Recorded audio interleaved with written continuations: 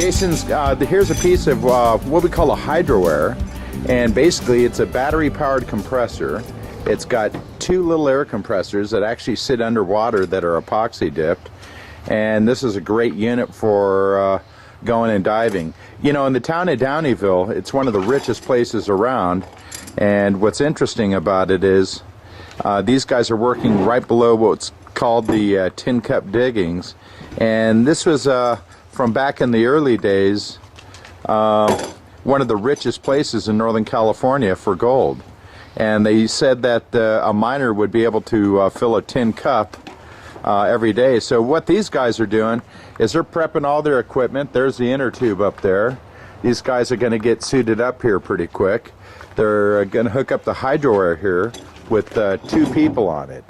And with 2 people, you're probably going to get, I'm going to say probably 2.5 to 3 hours per battery. 1 person, probably 4 hours. And a lot of it also has to do with the, you know, if you're a real big guy, how much air you're using. But these guys are professionals at it, and they do very well. I couldn't believe the amount of gold that he found. I think he did probably close to a ½ ounce the other day. And these guys love it. This is what they love to do. And they're up here on the beautiful Yuba River at the Keene Yuba River Bash that we do every year. I think we've done this for about 15 years now. Wow, that's a hell of a lot of gold. You found that all with using your HydroAir. And also years of... 10 pounds of lead. Yeah, 10 pounds of lead he took out finding that gold. And those are that's some pretty good sized gold right there. Maybe 1/4 ounce. Any idea what this thing is? I'd say more than 1/4 ounce. It's either a piece of silver or platinum, I think. We couldn't smash it. Yeah. You know, there is platinum. It actually looks like it. Yeah, it looks like platinum. Might be your first platinum nugget. Don't destroy it trying to figure out what it is. We can do a simple chemical test on it. So, in order to find all that gold, you're also digging and removing up pounds of lead. What would you say that is? Would you say that's probably about 10 pounds, I would say. 10 pounds of lead that you that you remove from the river? And those are all mostly sinkers. Some interesting looking pieces. You know, you need to look through that stuff, because sometimes you even find meteorites. Well, he went through and found a couple pieces of gold in it, but yeah, basically hand-picked most of this stuff out. Bullets. Few bullets, mostly mostly fishing lures. Fishing lures and fishing lead. That's awesome. As you guys are doing this, you're also cleaning the environment. I think you're doing more work than any environmentalist ever could. And you're actually removing this from our drinking water. Imagine if we had our dredges, how much more lead we'd be actually removing from the environment. Okay, Jason, looks like you're all prepared for battle. And you got your HydroAir, and you're going to go find some more gold today, huh? A little closer today, we'll try it. Good deal. This is what you need to move it around. Just gotta get a good wagon. Oh yeah.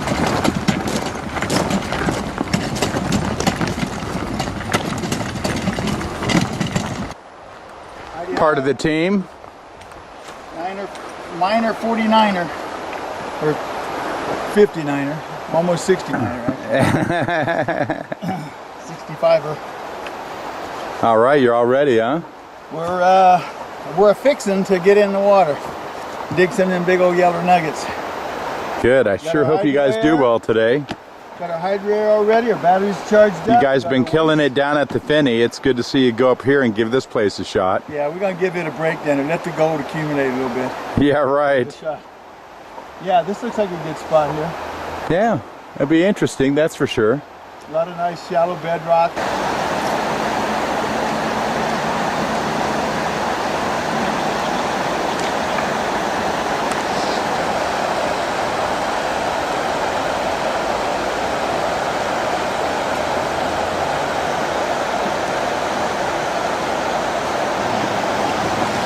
Getting a little bit warm in that wetsuit. He's going to go get some water in his suit.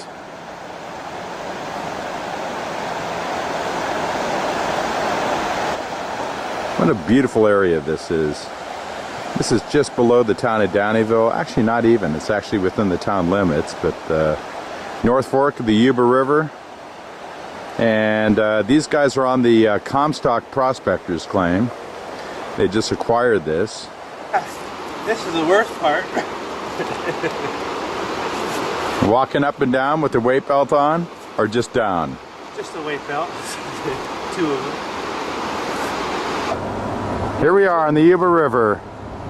We have Roger. They say it ain't cold if you're finding gold. That's what I say. And then Jason's down in the hole here. In the North Fork of the Yuba. Just above the Finney hole. Does he have what it takes? Is he going to find a big nugget today? We already did. Another one. This time a bowling ball.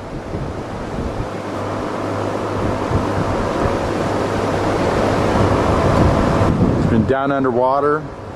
There's been barely any sun all day.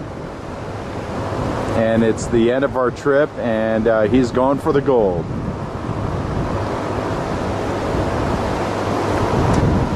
There's his little best friend, his silent runner. Hey, I thought I was his best friend. Well, you were until he found that Yeah, nugget. until he done that nugget. Now it's his breathing unit. HydroAir. He lives!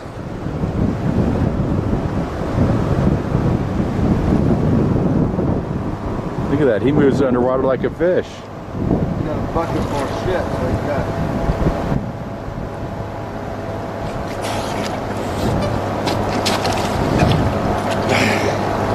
Bringing the bucket up or not?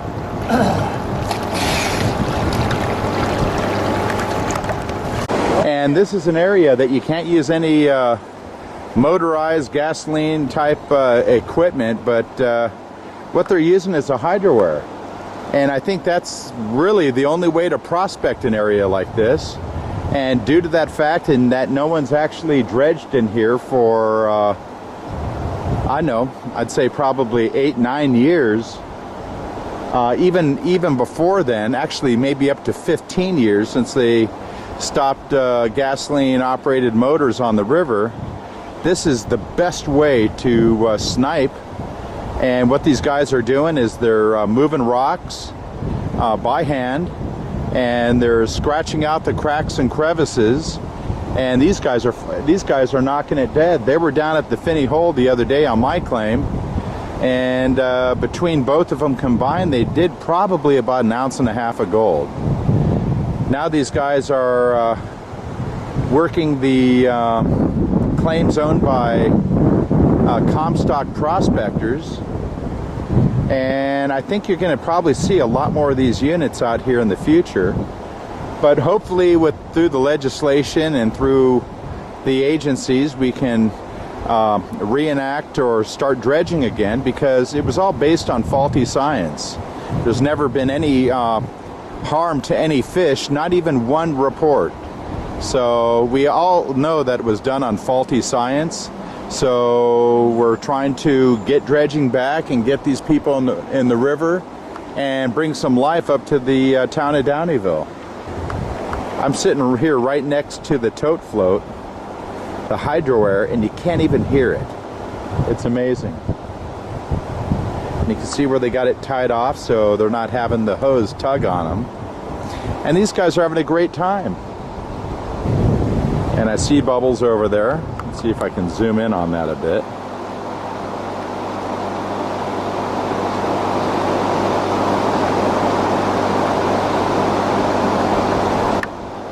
There we go.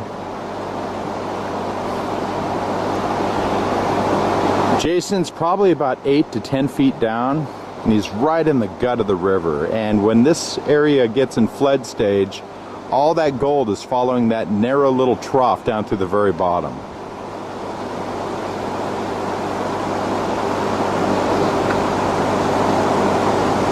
And you can see the bedrock banks, how they come down, and it actually sweeps into the stream a bit, and then there's a drop off.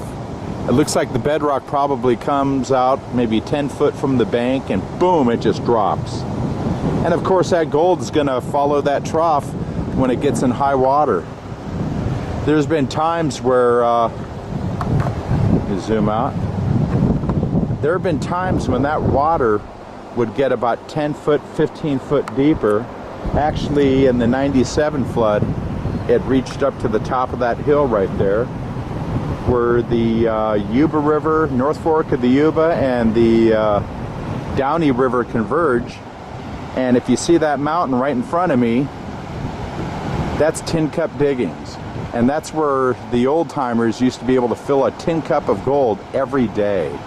Could you imagine that? At that time when gold was, what, $17 an ounce, these guys had to work real hard, but you know, everything was a lot less money then. That's when a loaf of bread was only 5 cents, but not up in the gold mining areas. The stores and the purveyors at that time were asking a lot of money, sometimes up to $20 for just a shovel. Beautiful area, beautiful day. It's probably about 75, 85 degrees. It's probably about 85 degrees. And these guys are staying nice and cool underwater, enjoying themselves, finding lots of gold. We'll see what they found later.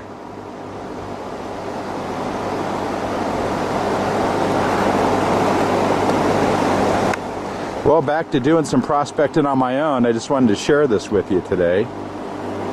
The HydroAir unit runs for around about 14 plus in change, and with the rest of the air system that they have with the with one single reserve tank and hose, probably around $300. And you got some money also tied up in the dive gear and the dive weights and stuff like that. But you know what? These guys have paid for their equipment probably a couple times over.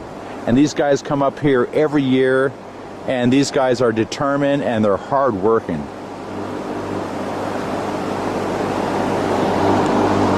Well, we'll check it out a little bit later once we see how much gold they found. And also when they're down there, it's amazing. They're cleaning up so much fishing lead and weight, and they're removing it from the environment. I haven't seen any mercury on the gold at all, but I don't really think there's as much mercury as people think. And sometimes if you do find it, it's actually on the gold itself. And we use retorts to remove the mercury safely, and so we can dispose of it properly.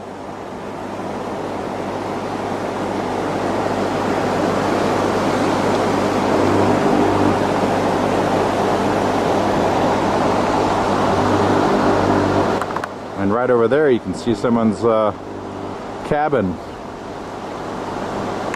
I think they almost lost that in the 97 flood. Lots of dragonflies here, lots of wildlife, a lot of deer, a couple of bears. A great place for all creatures to live, including us, the people. The prospecting's a lot of hard work, but it's a lot of fun. And you know what? We're outdoors having a great time, hanging out with all of our buddies. It's really about the camaraderie, enjoying yourselves and nature. You know, finding gold is one small part of it, but what it's really about, it's about enjoying with your family and friends and everything else. This is some of the gold that Roger and Jason found during their vacation this year. Great gold, probably a couple of ounces worth.